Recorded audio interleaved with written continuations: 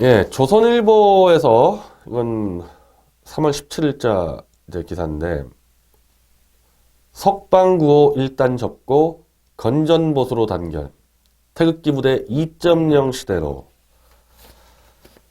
3월 7일 날 3.1절 집회를 주도했던 300여 개의 보수단체가 이제 박 대통령 석방구호를 빼고 보다 업그레이드된 태극기 집회 2.0을 추구한다.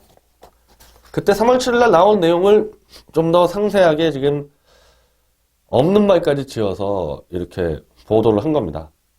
박 대통령 그 석방구호 빠지는 거는 조선일보가 굉장히 좋아하겠죠. JTBC 손석희가 태블릿 PC 조작을 통해서 탄핵에 방아쇠를 당겼는 것 때문에 조선일보의 역할이 좀 가려져 있는데 저 이진동 사회부장 TV조선에 조선일보의 역할도 만만치 않았습니다. 그러니 조선일보에서는 박 대통령을 빨리 묻고 가야 되는데 마침 3.1절 집회를 주도한 보수단체들이 이제 박 대통령 묻어버리고 가겠다. 얼마나 좋으면 이렇게 장문의 기사를 썼겠어요. 그런데 박 대통령을 묻고 가는 게 태극기 집회 2.0이다. 박 대통령 때문에 태극기 집회가 시작됐는데 그 원천 동력을 묻어버리고 어떻게 집회를 이어나가며 그 집회의 가치가 어떻게 이어지겠습니까? 다 지금 거기서 시작된 거 아니에요? 문재인 정권 들어와서 지금 마구잡이로 지금 해집고 다니는 것도 박 대통령의 탄핵을 김무성, 유승민 등등 보수 세력이 동조를 해서 들어오니까 그리고 지금 자유한국당도 그 세력이 다 장악했잖아요. 김무성이가 내부 조직 다 잡고 있죠. 사무총장 홍문표, 김무성 오른팔이죠. 원내대표 김성태, 김무성 오른팔이죠. 대변인 장제원, 당연히 김무성 오른팔이죠.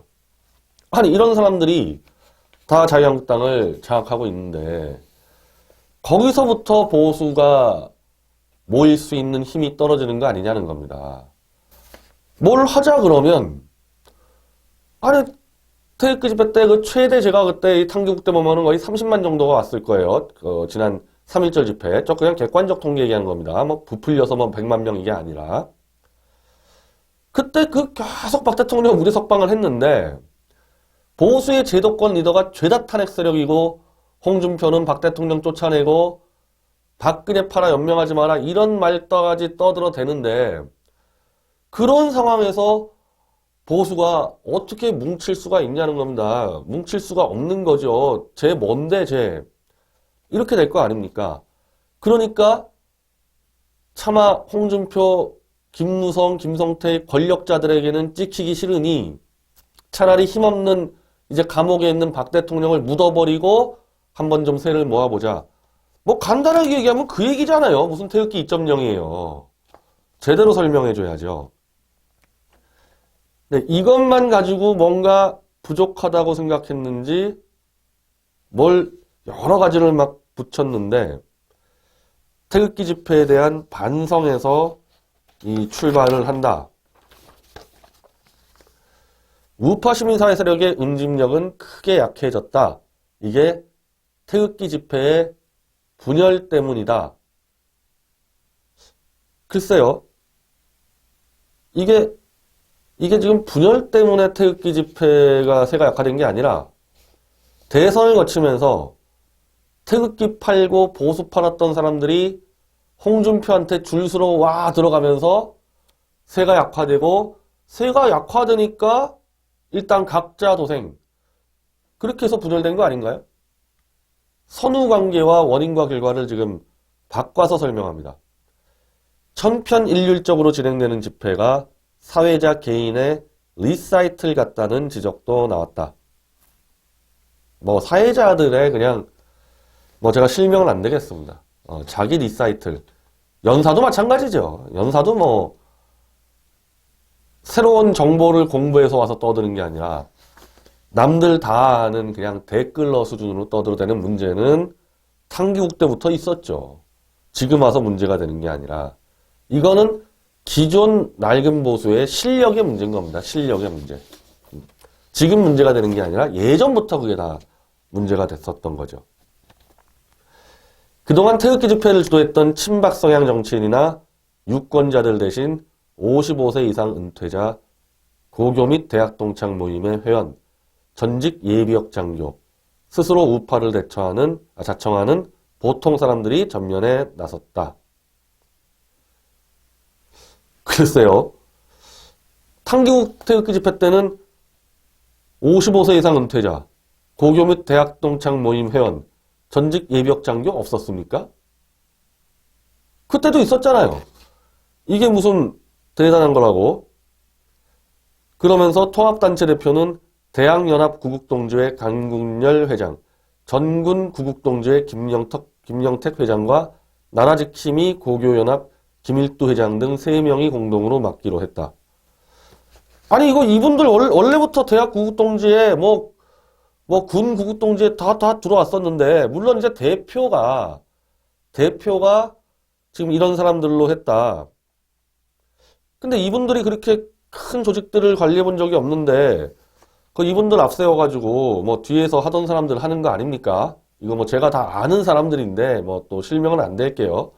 원래 보수에서 계속 해오는 사람들도 있는데 얼굴마담만 좀 바꿨는데 그렇다고 이분들이 얼굴마담으로 그렇게 또 참신하냐? 또 그것도 아니죠. 그 단체명도 아니 구국동지회를 지금 얼마나 많이 봤는데요? 탕기국에서 구국동지회 무대에 한두 번 올라왔습니까? 그리고 여기 대해서 또 하나 제가 눈여겨봤던 거는 이 연사에 이제 매주 토요일 집회 연사의 20%에서 30%는 청년 세대로 하겠다. 아니 이거 탄기국이나 지금 대한애국당 그렇게 안 했나요? 늘 20대 찾아가지고 올리고 계속 그렇게 했잖아요. 탄기국에도. 그때 이군로 올라오고 그 누구더라요 이름? 그 고등학교 졸업하자마자 나와서 연사 많이 나왔었죠. 그 친구도. 대한애국당도 제가 그렇게 반대했는데 대한애국당 지도부에 있을 때 그 반대했는데 젊다는 이유로 제발 좀 무대에 올리지 말라고 제가 그렇게 얘기했는데도 계속 젊다는 이유로 무대에 계속 올리지 않았습니까? 그렇게 해서 무대에 올라간 애들이 지금 어떻게 돼 있습니까? 지금 이군로 지금 어떻게 돼 있고 대한애국당의 최고위원까지 선거로 당선시킨 지금 한근영 어떻게 돼 있습니까? 그게 문제인데 제 눈으로 볼 때는 그거 좀 포장하려고 젊다는 이유로 아무런 훈련도 안 돼 있고 지적 트레이닝도 안 돼 있는 애들 마이크 쥐어줘서 완전히 애들 붕 떠서 거의 브로커로 전락시켜 왔는데 이거는 대한애국당과 탄기국 때만 그렇게 한 게 아니라 10년 내내 제가 보수운동제 들어온 게 2006년도니까 12년 내내 제가 늘 봐왔던 그 현상인데 그걸 그렇게 하는 게 무슨 엄청난 개혁이라고 이걸 또 자랑스럽게 바뀐 게 하나도 없어요. 바뀐 게 하나도 없습니다. 바뀐 건 딱 하나. 박 대통령 묻어버리고 가겠다. 그거 말고 지금 내용 나온 게 바뀐 게 뭐가 있습니까? 미디어워치가 이른바 JTBC 앞에서 집회를 할 때는 밴드를 부르고 애국가를 지금 락 버전으로 바꾸고 각종 신곡 노래도 발표하고 거기서 노래 경연도 하고 많이 바꿔봤죠. 그리고 우리는 태극기보다도 우리의 의사를 정확히 전달할 수 있는 피켓팅 시위로 좀 변화시키지 않았습니까? 지금 그런 정도의 변화도 없어요. 지금 그런 정도의 지금 얘기 나오는 거 보면은 탄기국 때하고 지금 아무 차이가 없습니다.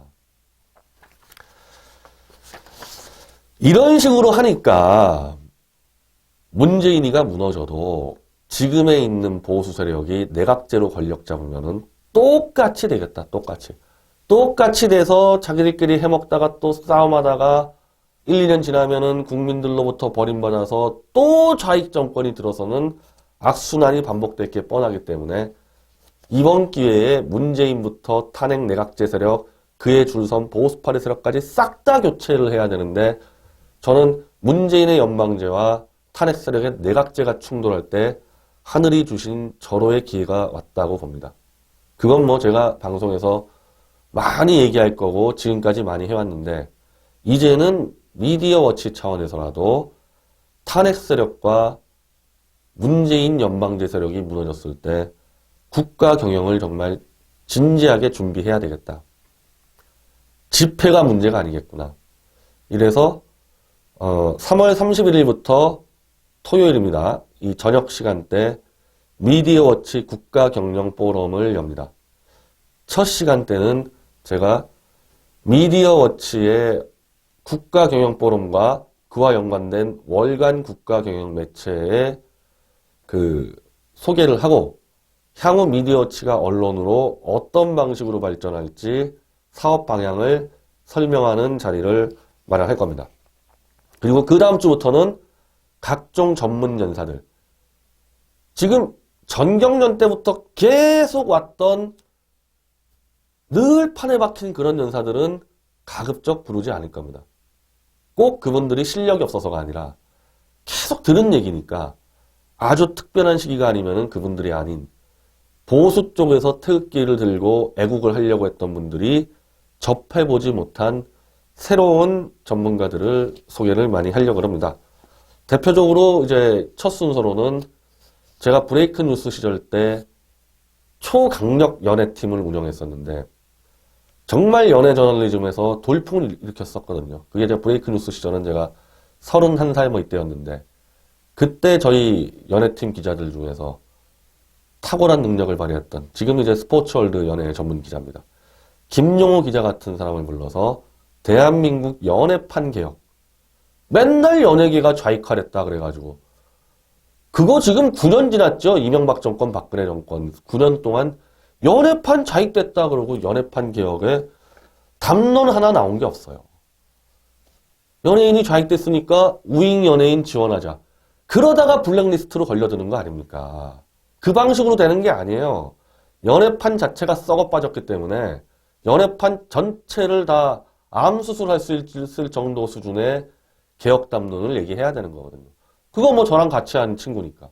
자, 김용호 기자를 불러서 대한민국 연예계 현실과 개혁의 방향 등을 이제 논의하는 자리로 시작을 할 겁니다.